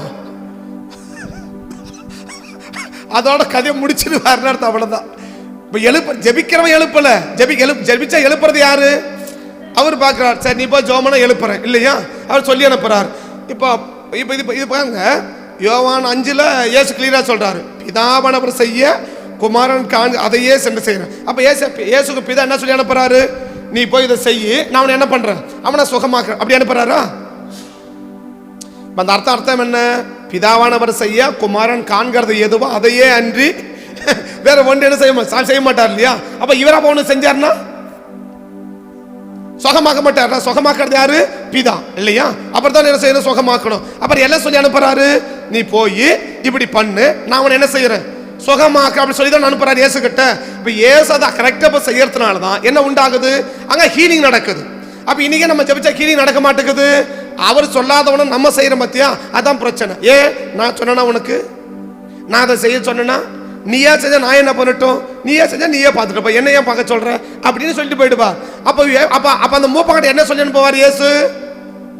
நீ போய் இவனுக்கு என்ன பண்ணு, என்ன பூசி ஜெபம் பண்ணு, நான் அவனை என்ன செய்யறேன்? சுகமாக்க அனுப்புறாரா? இப்ப அவன் போய் ஜெபம் பண்ணது என்ன ஆகும்? சுகமாவல்ல. சரி, இப்ப பவுலும் கொண்டு போய் கட்சியை போட்டு பிசாசை துரத்தினாரு. 7 குமாரர்களும் அந்த பிரதான ஆசிரியர் ஸ்கேபாவுடைய 7 பிள்ளைகளும் போய் பிசாசை துரத்துறாங்க இல்லையா? ஏன் அவன் துரத்தினா போச்சு, இவர் துரத்தினா ஏன் போக மாட்டேங்குது? இவருக்கு சொல்லி அமைச்சார், நீ போதை செய்ய, நான் என்ன செய்யறேன்? நான் துரத்துறேன்னு. அவனுக்கு சொல்லல. அவன் என்ன பண்ணுது? அந்த பிசாசா துரத்தப்படல. அப்ப மூப்பனுக்கு என்ன சொல்றாரு? நீ போய் அவனுக்காக என்ன பூசி என்ன பண்ணு? ஜெபம் பண்ணு. நீ அவனுக்கு என்ன பூசி ஜெபம் பண்ணு, நான் அவனை என்ன செய்யறேன்? நான் அவனை குணமாக்குறேன். அழகா சொல்றாரு பாருங்க. நான் அப்பொழுது விசுவாசமுள்ள ஜெபம் எப்ப எழுப்புவாரு? செய்ய வேண்டியவன் செய்ய வேண்டிய விஷயத்தை செஞ்சாதான் எழுப்புவாரு. செய்ய வேண்டியவர்கள் செய்ய வேண்டியதை செய்யாம செய்யக்கூடாத வச்சு நம்ம என்னைக்கு செய்யறோமோ அன்னைக்கு கர்த்தர் கிரியை செய்ய மாட்டாரு. கர்த்தருடைய கிரியை மட்டுப்பட்டுடும். அப்ப நீ என்ன செய்ய விரும்புற? அப்ப செய்யக்கூடாத நபரை செய்ய வச்சாலே இப்ப நம்ம என்ன செய்ய விரும்புறோம்? கர்த்தருடைய செயலை தடுக்க விரும்புறோம். இப்ப நீ ஜெபம் பண்ணு, நான் வந்து அவனை என்ன செய்யறேன்? அவனை கர்த்தர் அவனை எழுப்புவார் இல்லையா? எழுப்புறது யாரு? கர்த்தர். யார் வந்தா எழுப்புவாரு? அந்த சபையின் மூப்பன் வந்தா எழுப்புவார் இல்லையா? இப்ப நீ அந்த மூப்பனை கூப்பிடல, வேற யாரோ ஒண்ணு கூப்பிடறன்னு வச்சுக்கோங்க. இப்ப அவர் என்ன செய்ய மாட்டாரு? அவர் வந்து ஜெபம் பண்ணிட்டு போயிடுவாரு. ஆனா எழுப்புறது யாரு? ஏன் அந்த பிரச்சனை மாறல அப்படியே இருக்குன்னா, இன்னைக்கு அழைக்க வேண்டியவரை அழைக்கல, செய்ய வேண்டிய நபரை செய்யாம நீ தடுக்கிற. அப்ப பிசாசுடைய தந்திரம் என்ன? எந்த நபர் செஞ்சா அது கியூர் ஆகுன்னு யாருக்கு தெரியும்? பிசாசு. இவன் வந்தானே என்ன ஆயிடும்? பிரச்சனை முடிஞ்சு போயிடும் தெரியும் இல்லையா? அப்ப அவன் பாக்குறான், எல்லாரும் கால் வச்சா யோர்தான் பிரியுமா? எல்லாரும் கால் வச்சா யோர்தான் பிரியுமா? யார் கால வச்சா பிரியுமா? அவன் கால வச்சாதான் பிரியும். யார் கால் வச்சா யோர்தான் பிரியுமோ அவன் கால வச்சாதான் யோர்தான் பிரிமே ஒழிய எல்லாருமே பாவிங்களா? இல்ல தானே, ரட்சிக்கப்பட்டவன் தானே. சரி, யோசுவா பெரிய ஆள் தானே. இவ்வளோ பேருக்கு தலைவன் யாரு? யோசுவா தானே. அவர் கால் வச்சா தண்ணியோட போயிட்டு பாரு. ஏன்னா அறுப்பு காலத்தை தண்ணி எப்படி போகுமா? கரைபுரண்டு போகமால, நான் போ காலை வைக்கிறேன் அப்படின்னு காலை வச்சிருந்தா என்ன ஆயிட்டு பாரு, தண்ணியோட தண்ணியா போய் சேர்ந்திருப்பாரு. அவர் சொல்லிட்டாரு, இந்த யார் செய்யணுமோ அவங்க தான் செய்யணும். 4 பேர் அப்படி போய் நில்லு, தண்ணி முடிஞ்சு போச்சு இல்லையா, நான் தான் பெரிய ஆளு, நான் போய் நிக்கிறேன், என்ன ஆகும்? யோசுவா போயிட்டு யோர்தான்ல கால் வச்சிருந்தா என்ன ஆயிருக்கும்? தண்ணியோட தண்ணியா யார் போய் சேர்ந்திருப்பாருன்னா யோசுவா போய் சேர்ந்திருப்பார். எங்க போயிருக்க மாட்டாரு, கானானுக்கு போயிட்டு பாரு, யோர்தான்லயே போயிட்டு பாரு. அவர் புரிஞ்சு போச்சு, இந்த வேலை யார் வேலை இல்ல, ஏன் வேலை இல்ல, நீ போய் செய் போ.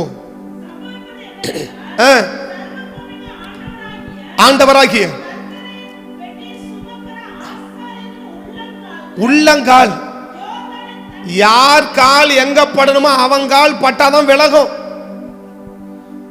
எல்லார் கால் பட்டா விலகாது. யார் கால் எங்க படணும், யார் எங்க மிதிக்கணும் இல்லையா. ஆபிரகாம் நீ கால் பட தேசமெல்லாம் உனக்கு சொந்தமா தருவேன் இல்லையா. யாருக்கு? ஆபிரகாமுக்கு. லோத்து படுற தேசமெல்லாம் இது ஆபிரகாம் சொன்னார், நான் என்ன செய்யறேன் படுறேன் அப்படின்னு லோத்து போயிருந்தான்னா முடிஞ்சு போச்சு. இன்னைக்கு தேவன் என்ன வச்சிருக்கிறார், யார் எதை செய்யணும்ன்ற ஒழுங்கு வச்சிருக்கிறார். அந்த ஒழுங்கின்படி நம்ம நடந்தாதான் நம்ம என்ன செய்ய முடியும், நாம் ஆஸ்வதிக்கப்பட முடியும். அப்ப கால் பட வேண்டிய யோர்தான்ல கால் பட வேண்டிய கால் பட்டதுனாலதான் யோர்தான் என்னாச்சு, பிரிஞ்சிச்சு. எல்லாரும் சந்தோஷமா கடந்து போனாங்க, எல்லாரும் சமாதானமா கடந்து போனாங்க, எல்லாம் மகிழ்ச்சியா கடந்து போனாங்க. யோசுவா கால் வச்சிருந்தாருன்னா இங்கே உட்காந்து 40 நாள் துக்கம் கொண்டாடி இருப்பாங்க. ஏன்? ஐயோ யோசுவா செத்து போயிட்டானேன்னு 4 நாள் 40 நாள் உட்காந்து துக்கம் கொண்டாடி இருப்பாங்க. அப்ப தேவன் என்ன வச்சிருக்கிறா, கர்த்தர் வச்சிருக்கிறா, நீ போய் ஜெபம் பண்ணு, நான் என்ன செய்வேன், நான் உன்னை சுகமாக்கி எழுப்புவேன் இல்லையா. இப்ப பிசாசு பார்க்கறான், நீ வியாதியில கிடக்கணும், என்ன வழி, நீ வியாதியில இருக்கணும், என்ன வழி, கூட்டு ஜெபம் பண்ணு. ஆனா யார் வரணுமோ அவன் வரக்கூடாது. அவன் பார்க்கறான், யாருங்க வரக்கூடாதோ அவன் தடுக்கிறத ரொம்ப கவனமா இருக்கிறான். யாரு? பிசாசு. ஏன்னா அவனுக்கு தெரியும், யாரு இவன் வந்தான்னா என் கதை முடிஞ்சு போயிடும், இவன் வந்தான்னா என் கதை என்ன ஆயிடும், என் கதை முடிஞ்சிடும். அப்ப என்ன செய்யறான், இப்ப அந்த மார்க் 5 வாசம் இல்லையா, 4ஆம் அதிகாரத்துல காத்தையும் அனுப்பி பார்த்தா கடலையும் கொந்தளிக்க வச்சு பார்த்தான். ஏன்? மார்க் 4ல கடலும் கொந்தளிக்குது, காற்றும் அடிக்குது இல்லையா. ஏன் அடிக்குது? அவனுக்கு தெரியும் இவர் வந்தார்னா என்ன நினைப்பிடுவாரு, என்ன துரைத்திருவாரு, என்ன பண்ணலாம், அங்கேயே தடுக்க முயற்சி பண்றான். யாருக்கு? கடல்லையே அவர் என்ன செய்யக்கூடாது, அந்த படகு இந்த பக்கம் திரும்பிச்சு இல்லையா அவனுக்கு. ஏன்னா அவன் எங்க இருக்கிறான், கரையில இருக்கிறான்ல.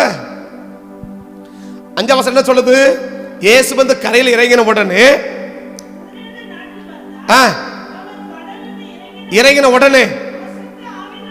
மனுஷன்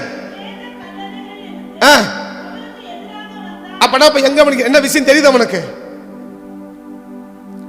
கொஞ்சம் நல்ல டீப்பா வழங்கணும். இது அவனுக்கு எந்த விஷயம் அவனுக்கு தெரியுது. 1 சாமுவேல் 19ஆம் அதிகாரத்துல சாமுவேலும் தாவீதும் இருக்கிறாங்க இல்லையா. அந்த குறிப்பிட்ட எல்லைக்கு வந்த உடனே இப்ப என்ன வந்துருச்சு, அந்த தீர்க்கதரிசி அபிஷேகம் எல்லாரும் என்ன சொல்ல ஆரம்பிச்சுட்டான், தீர்க்கம் சொல்ல ஆரம்பிச்சுட்டான் இல்லையா. நான் ஞாயிற்றுக்கிழமை சொன்னேன், ஏன் அசுத்த உதடு ஏசாயாவுக்கு வந்துச்சு, அந்த எல்லைக்குள்ள போன உடனே அந்த அசுத்தம் என்ன போச்சு, அப்புறம் தாக்குச்சு இல்லையா. அப்படித்தானே? அப்படின்னா இப்ப இயேசு அங்க அந்த கரையில கிளம்பும் போது இப்ப யாருக்கு தெரிஞ்சு போச்சு, அந்த அசுத்தாய் மனுஷன் தெரிஞ்சு என்னது, அந்த பிரச்சனை எது வரைக்கும் பண்ண தாக்குதப்போ இவர் வந்து கரையில இறங்குறார், அவன் ஓடியாரானா, எப்படி வந்தது அவனுக்கு தெரியும். இந்த பிரசன்னம் அவனை என்ன செய்யுது, தாக்குதல்ல. இப்ப யார் வரான்னு என்ன பண்ணிட்டான், தெரிஞ்சுக்கிட்டான் இல்லையா. ஓ என்ன பண்றாரு, தலைவர் எந்த பக்கமா படகு திரும்பிடுச்சு, அவர் வர இவனுக்கு என்ன ஆகுது, அந்த பிரசனம் அவனுக்கு தெரியுது. அவன் என்ன செய்ய வைக்கிறான், அவரை கடல்லே தடுக்க பார்க்கிறான். ஏன்? இவர் வந்துட்டாருன்னா என் கதைய முடிச்சிருவார் இல்லையா. அப்ப என்ன செய்யணும், இவர் வராம தடுக்கணும். அப்ப பிசாசு என்ன பார்க்கிறான், யார் நம்ம இடத்துக்கு வரக்கூடாதோ அவங்க வராம தடுக்கிறதுக்கு ரொம்ப மைன்யூட்டா கிரியை செய்யறான். ஏன்? அவனுக்கு தெரியும் இவங்க கால் வச்சாங்கன்னா யோர்தான் பிரிஞ்சிரும், இந்த பிசாசின் கிரிகள் எல்லாம் அழிஞ்சிரும். அப்ப என்ன செய்யறது, அவங்க மட்டும் கால் வைக்க கூடாது, மீதி எல்லாரும் வாங்கய்யா வாத்தியார் ஐயான்னு எல்லாரும் வெத்தலை பாக்கு வச்சு அழைச்சு உட்கார வச்சிருக்கிறான். எல்லாரையும் அழைச்சு என்ன செய்யறான், அவங்க தாராளமா கூப்பிடு, இவங்களை தாராளமா கூப்பிடு. ஏன்? ஒரு வியாதி இல்லையா, இப்ப பிசாசு சொல்லுவான், அந்த ஊழியக்கார் பெரிய ஊழியக்கார், அவரை கூப்பிடலாமா, தாராளமா கூப்பிடு. ஏன் கூப்பிடுன்றான், சபையின் மூப்பன வரபலிகள். அவன் ஜெபித்தா கர்த்தர் அவனை எழுப்புவார். யார் ஜெபிச்சு எழுப்புவார்? அவன் சின்னவனோ பெரியவனோ, அவன் படிக்கவனோ படிக்கவளையோ, ஆனா அவனுக்கு அந்த ரைட்ஸ் என்ன பண்ணிருக்கிறாரு? கொடுத்து வச்சிருக்கிறார் இல்லையா? ஜெபிக்கிற அவங்கிட்ட விஷயம் இல்ல, விஷயம் எங்க இருக்கு? விஷயம் தலைவர்கிட்ட இருக்கு இல்லையா? நீ யார் ஜெபிச்சாலும் கிரியை செய்யறது யாரு? டேப்ப யார் திறந்தாலும் தண்ணி வரும். டேப்ப யார் திறந்தாலும் என்ன வரும்? தண்ணி வரும், அவ்வளவுதான் இல்லையா? நான் போ திறந்தாதான் தண்ணி வரணும் இல்ல, யார் திறந்தாலும் தண்ணி வரும். எது? இந்த சுவிட்ச் யார் போட்டாலும் ஓடுமா? நான் போட்ட மட்டும் தான் ஓடுமா? ஃபேனு யார் போட்டாலும் ஓடும். ஏன்? கனெக்ஷன் கரெக்டா இருந்தா சரி, அவ்வளவுதான். டேங்க்ல தண்ணி தான் யார் திறந்தாலும் தண்ணி வரும். யார் ஜெபிச்சாலும் கிரியை நடக்கும். ஆனா கிரியை செய்யறது யாரு? கர்த்தர் கிரியை செய்யறோம். அதனால ஆள வச்சு இல்ல, அவங்க இப்படி அவங்க அப்படி, அவங்க சிங்கம், இவங்க புலிக்கரை, ஒண்ணு இல்ல. டேப்ப திறந்தா யார் திறந்தாலும் தண்ணி வரும், அவ்வளவுதான். டேப்ப திறந்தா யார் வந்தாலும் தண்ணி வரும், அவ்வளவுதான். இந்த கீபோர்டு யார் வாசிக்காதா? யார் கையை வச்சா டைன்னு கத்தும். அப்ப நம்ம என்ன புரிஞ்சுக்கணும்? அவர் பார்க்கிறாரு, இவன் போய் ஜெபம் பண்ணா நான் என்ன பண்ணிடுவேன்? நான் எழுப்பிடுவேன். அந்த ரைட்ஸ் அவனுக்கு கொடுத்து வச்சுட்டாரு. இவன் பிசாசு என்ன பண்ணும் அப்படின்னா, அவன் சின்னவன், அவனுக்கு ஒண்ணும் தெரியாது. இவர் யாரு? பெரிய ஆளு, அவரை கூப்பிடு. அவன் பாப்பனா 50 பேரை கூட்டு உட்கார வச்சுக்கோ. எங்க 50 பேரை கூட்டி வீட்டுல உட்கார வச்சு என்ன பண்ணு? பயங்கரமா ஜெபம் பண்ணுங்க. ஆனா என்ன நடக்காது அப்படின்னா, கிரியை நடக்காது. ஏன்னா அவர் சொல்லுவாரு, நான் யார் ஜெபிச்சா எழுப்பணுமோ அவன் ஜெபிச்சாதான் நான் என்ன செய்வேன்? நான் எழுப்புவன வழிய உனக்கு பிடிச்சவங்க ஜெபிக்கிறது இல்ல, குறிச்சவங்க ஜெபிக்கணும். யார் எதை செய்யணுமோ பிடிச்சவனும் இருக்கிறான், குறிச்சவனும் இருக்கிறான். இன்னைக்கு பிடிச்சவன் செய்யறானா, குறிச்சவன் செய்யறானா? ஒரு செயலை நமக்கு பிடிச்சவங்க இருப்பாங்களா? ஒரு செயலை செய்யறதுக்கு நமக்கு பிடிச்சவங்க இருப்பாங்களா? குறிச்சவங்களும் இருப்பாங்களா? ஒரு விஷயத்தை செய்யறனா பிடிச்சவங்களும் இருக்கிறாங்க, குறிச்சவங்களும் இருக்கிறாங்க. பிடிச்சவங்க செய்யறது இல்ல, குறிச்சவன் செய்யணும். அதுதான் என்னமா இருக்குன்னா, அதான் உனக்கு பெனிஃபிட், அதுதான் உனக்கு பெரிய ஆசீர்வாதம். அவன் அவன் எண்ணெயை பூச்சி சும்மா கையை வச்சா முடிஞ்சு போச்சு கதை. ஏன் முடிஞ்சு போச்சு? நீ கையை வச்சாலும் தோத்திரம் பண்ணாலும் கிரியை செய்யறது யாரு? தலைவர். அப்பொழுது நான் அவனை எழுப்புவன்றாரு. அவன் எழுப்புறதில்ல, ஜெபிக்கிறவன் எழுப்புறதில்ல, ஜெபிக்கிறவன் அனுப்புறாரு. பத்தியா? அப்படின்னா நீ யாரை தடுக்கிற? செய்ய வேண்டிய நபர் செய்ய வேண்டியதை நீ தடுக்கிற பட்சத்துல அது என்ன நடக்காது? அந்த இடத்துல ஒரு பெரிய கிரியை சக்சஸா முடியாது, வெற்றிகரமாக முடியாது, வெற்றிகரமா முடியாது. அதான் அந்த அம்மா சொல்லிட்டாங்க, என்னது? எப்பா அவர் என்ன சொல்றாரோ அதை மட்டும் செய்யுங்க. ஏன் அப்படின்னா, வேற யாராவது சொல்ல செஞ்சிட்டீங்கன்னா என்ன போயிட்டு போன? அவமானப்பட்டு போயிடுவீங்க, வெக்கப்பட்டு போயிடுவீங்க. நான் சொல்றேன், கல்யாணம் திட்டானா இல்லையோ, சாப்பாடு போறவன வெளுத்துருவான். என்னடா சாம்பார் ஊத்துறான்னுடுவான், என்னடா சாப்பாடு போறேன்னுடுவான். உன்னை அவமானப்பட்டு போயிடுவப்பா. நீ அவமானப்பட்டு போகாம எப்போது எப்படி இருக்கணும்? அப்படி தலை நிமிர்ந்து வாழணும்னா ஒன்னு செய்ய வேண்டியவர்களை செய்ய வேண்டிய செயலை செய்ய வச்சிரு. செய்ய வேண்டியவர்களை செய்ய வேண்டிய செயலை செய்ய வச்சிரு. அப்ப யார் எதை செய்யக்கூடாதுன்னு இருக்குது, யார் எதை செய்யணும் இருக்குது. இன்னைக்கு செய்ய வேண்டியவர்கள் தான் செய்ய வேண்டிய செயலை செய்யறாங்களா? அப்ப நம்ம செய்ய வச்சிருக்கிறோமா? அப்ப அந்த செய்யாம போறதுக்கு காரணம் என்ன? எனக்கும் அவர்களுக்கு என்ன இருக்கு? ஒரு பிரிவினை இருக்கு. மார்த்தாள் எப்படி போறாங்க? அவரிடத்துல போல அவருக்கு எதிர்கொண்டு போனால், அப்படிதான் இருக்கு இல்லையா? அவருக்கு எதிர்கொண்டு போனால். இல்லையா? எதிரா போற பிரிவினை. இந்த பிரிவினை என்னாச்சு? இதே மார்த்தாள் மரியாள் போனாங்கல்ல, அப்ப எப்படி போனாங்களா? அவளை பத்தி என்ன சொல்லுது பாருங்க. அந்த மரியாதை பத்தி என்ன சொல்லுது பாருங்க. 35 36 இருந்து பாருங்க. அடுத்த வசனம். இவளும் வந்தா அவளும் போனா இல்லையா? இயேசு இருந்த இடத்து, இயேசு எங்க தான் இருக்கிறார்? இப்போ ஊருக்கு வெளியே தான் நிற்கிறார். மார்த்தாள் எங்க தான் சந்திச்சாங்க? ஊருக்கு வெளியே தான் சந்திச்சாங்க. மரியாள் எங்க தான் சந்திக்கிறாங்க? ஊருக்கு வெளியே தான் சந்திக்கிறாங்க. ஆனா மார்த்தாளை பத்தி என்ன சொல்லுது, மரியாளை பத்தி என்ன சொல்லுது? மார்த்தாள் அவருக்கு எதிர்கொண்டு போனாள், மரியாள் அவரிடத்தில் வந்து. அப்படியா? ஒரே வீட்டுல தான் 2 பேர் போறாங்க. ஒருத்தி பத்தி என்ன சொல்றாரு? எதிர்கொண்டு போறான்னு சொல்றாரு. ஒருத்தி பத்தி என்ன சொல்றாரு? அவரிடத்தில் வந்தான்னு சொல்றாரு. அப்படின்னா இப்ப எதிர்கொண்டு இருக்கிறது யாரு? மார்த்தா.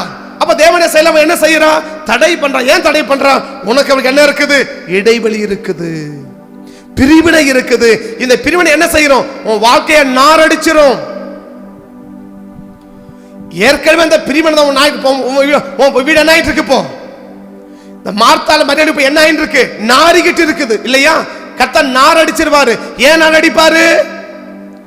யாரோட ஐக்கியமா இருக்கணுமோ அவங்களோட ஐக்கியமா இல்லாம ஐக்கியமா இருக்க கூடாத நபரோட ஐக்கியமா இருந்தா நாரடிச்சிருவாரு. யாரை விட்டு பிரிய கூடாதோ அவங்க விட்டு பிரிஞ்ச நாரடிச்சிருவாரு. அவளே சொல்ற நாருமே. ஏன் நாருது? ஏன் நாருது?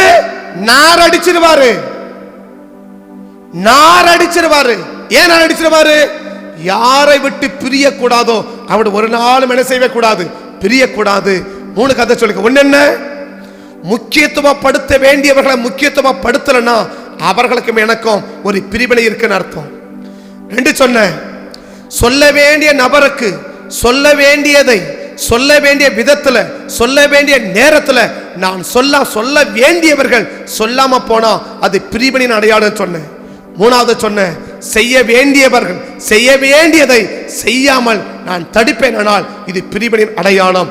இந்த 3 அடையாளம் நமக்குள்ள இருக்குமானால் நமக்கும் நம்ம யாரோட பிரிய கூடாதோ அவர்களுக்கு ஒரு பிரிவினை இருக்குது. இந்த பிரிவினை என்ன செய்யும்னா என்ன வாழ வேண்டிய விதமா வாழ விடாது. நான் எப்படி வாழணுமோ அப்படி என்னால வாழ விடாம நான் எப்படி வாழக்கூடாதோ அப்படி என்ன செய்யறோம்? என்ன வாழ வச்சிரும். நான் வாசனை வீசணுமே ஒழிய என கத்த நாரடிச்சிடக்கூடாது. என் வாசனை கத்த வீச செய்யணுமே ஒழிய என்னை பற்றி நல்ல நறுமணம் வீசணுமே ஒழிய என் வாசனையை கெடுத்து என் வாசனையை நாரடிச்சிடக்கூடாது. அதான் பிரசங்கி சொல்றார். பிரசங்கி 10:1 படிச்சீங்கன்னா சொற்ப மதியினும் பரிமளக்கனுடைய தைலத்தை கெட்டு நாரி போக பண்ணும். சொற்ப மதியினும். பிரசங்கி 10:1 பிரசங்கி 10:1 பிரசங்கி 10:1 செத்த ஈக்கள் தைலக்காரனுடைய பரிமள தைலத்தை நாரி கெட்டு போக பண்ண. அடுத்த வசனம் சொற்ப மதியனம். அது பாரு, அந்த வசனத்தை பாரு. ஞானத்திலும் கணத்திலும் பேர் பெற்றவனை சொற்ப மதியினம் சொற்ப மதியினம் நாரி போக பண்ணும். சொற்பன சின்ன செய்ய இன்னும் சொன்னா அந்த வாக்கை நம்ம பயன்படுத்தக்கூடாது. முட்டாள்தனமான ஒரு செயல், அறிவில்லாம செய்யற ஒரு சின்ன செயல் என்ன நாரி போக பண்ணிடும். எது அறிவில்லாம செய்யற செயல்? யாரை விட்டு நான் பிரியக்கூடாதோ அவங்களை விட்டு நான் என்ன செஞ்சிடக்கூடாது? பிரிஞ்சிடக்கூடாது. அதுக்கு சரியான விதத்துல அந்த புத்தியோட கூட இன்னைக்கு நான் செயல்படாம போயிட்டேன்னா என் வாழ்க்கை கத்த நாரடிச்சிருவாரு. அழகா சொல்ற 2வது வசனம் திரும்ப வாசிங்க. அப்படியே பிரசங்கி 10 தைலத்தை நாரி கெட்டு போக பண்ணும். ஞானத்திலும் கணத்திலும் ஆள் எப்படிப்பட்டவன்? ஞானத்திலும் கணத்திலும் பிரசித்தி பெற்ற நபர், ரொம்ப கனமான நபர். இன்னும் சொல்றதா எல்லாருக்கும் பிரபலியமான நபர். எதுக்கு இதுனா பிரபலியமானவர். அவ்வளோ பிரபலியமானவனை சொற்ப மதியினம் சொற்ப மதியினம். நல்ல அறிவு, நல்ல திறமை, நல்ல செயல்பாடு, ஆனா நம்மகிட்ட சின்ன சொற்ப மதியினம் கெட்டு நாரி போக பண்ணிரும். அப்ப நமக்கு என்ன மதி தேவை? என்ன அறிவு தேவை? இன்னைக்கு யாரை விட்டு நான் பிரியக்கூடாதோ அவங்களை விட்டு பிரியக்கூடாது. இந்த அறிவு எனக்கு நினைச்சனாக்க நம்முடைய வாழ்க்கையை கத்தனை செய்வார். மிகுந்த ஆசீர்வாதத்தோடு நீ நினைக்கிறபடியே கத்தனை வாழ வைக்க முடியும். அப்படி இல்லை, இந்த சொற்ப பதியனத்துக்கு நான் விட்டு கொடுத்துட்டேன்னா, இந்த சின்ன அறிவில்லாம நான் செஞ்சிட்டேன்னா, புத்தி இல்லாம நான் செஞ்சிட்டேன்னா என்ன செஞ்சிடும்? என் திறமையும் என் அறிவும் பிரசித்தி பெற்ற நபரை கூட நாரி போக பண்ற கத்தை மாத்திடும். இதை நினைக்கிறபடியே நான் வாழ விரும்புறியா இல்ல நினைக்காதபடி வாழ விரும்புறியா? நம்ம தான் முடிவு பண்ணோம். கண்களை மூடுவோம், கத்தை நோக்கி பார்ப்போம். உம்மை பிரிந்து வா முடியாதையா ஏசையா ஏசையா ஏசையா ஏசையா உம்மை பிரிந்து வாழ முடியாதையா ஏசையா ஏசையா ஏசையா ஏசையா. பிரியக்கூடாதபட்டு பிரிவது நாம் நினைக்கிற மாதிரி நம்மளை வாழ விடாது. நான் நினைக்கிற மாதிரி நம்மளை வாழ விடாது. பிசாசு பார்க்கும், நீ நினைக்கிற மாதிரி உன்னை வாழ விடாம இருக்க என்ன வழி? யாரை விட்டு பிரியக்கூடாதோ அவங்களை விட்டு பிரிக்க வைக்கும். யாரை விட்டு நான் பிரியக்கூடாதோ அவங்களை விட்டு என்னை பிரிக்க வைக்கும். எழுத்தின்படி அவங்களை விட்டு பிரிஞ்சு அவங்களோட சண்டை போட்டு நம்ம போக வேண்டிய அவசியம் இல்லை. அவங்களோட சண்டை போட்டு பேசி திட்டி ஏசி சண்டை போட்டு கூச்சல் போட்டு அவங்க நம்மளை பேசாம அப்படி இல்லை. அது ஒரு வகை. ஆனா மற்றொரு வகை இருக்குது, மனதளவிலே பிரிவது. மனதளவில பிரிவதற்கான 3 கருத்தை சொல்லியிருக்கேன். ஒன்னு, முக்கியத்துவப்படுத்த வேண்டியவரை முக்கியத்துவப்படுத்தலன்னா அவருக்கும் எனக்கும் ஒரு பிரிவினை இருக்கு. நம்பர் 2, சொல்ல வேண்டிய சம்பவங்களை சொல்ல வேண்டிய காரியங்களை சொல்ல வேண்டியவருக்கு சொல்ல வேண்டியவர்கள் சொல்லாமல் போவது பிரிவினையின் 2வது அடையாளம். 3வது, செய்ய வேண்டியதை செய்ய வேண்டியவர்கள் செய்வதை தடுப்பது 3வது. இது 3ம் ஒரு நபருக்கு இருக்குமானால் அவர்களுக்கும் அவருக்கும் ஒரு பிரிவினை இருக்கு. இந்த பிரிவினை நான் நினைக்கிறபடி என்னை வாழ விடாது. பிரசங்கி சொன்னா, நீ நல்ல திறமையுள்ள நபர், நல்ல அறிவுள்ள நபர், ஃபெமிலியர் ஃபேஸ், உடைய முகம் எல்லாருக்கும் அறிமுகம், அப்படிப்பட்ட உடைய முகத்தை நாரி போக பண்ணுவான்னு சொன்னது. மார்த்தருடைய வாழ்க்கையில நாரி போகணும். ஏன் நாரி போகுது? பிரிவினை. இந்த பிரிவினை நாரி போக பண்ணிடும். உன்னை பற்றி நல்ல வாசனை வீசணும்னு கர்த்தர் விரும்புகிறார். ஆனா நாரி போக பண்றதுக்கு நம்மளே இடம் கொடுத்துடக்கூடாது. யாரை விட்டு பிரியக்கூடாதோ ஒரு காலம் அவர்களை விட்டு நம்ம பிரிஞ்சிடவே கூடாது.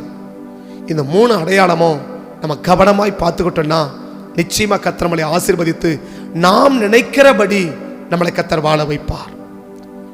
நாம் நினைக்கிறபடி நம்மை வாழ வைப்பார். பரிசுத்த பிதாவே, ஒருவேளை கடந்த நாட்கள்ல இப்படிப்பட்ட 3 செயல் ஏதோ ஒன்று என்கிட்ட இருக்கிறத உணரனாக்க இன்னைக்கு அர்ப்பணிச்சிடுங்க. ஆண்டவரே, இனி அப்படி ஒரு நாளும் இருக்க மாட்டேன், ஒரு நாள் தான் இருக்க மாட்டேன்.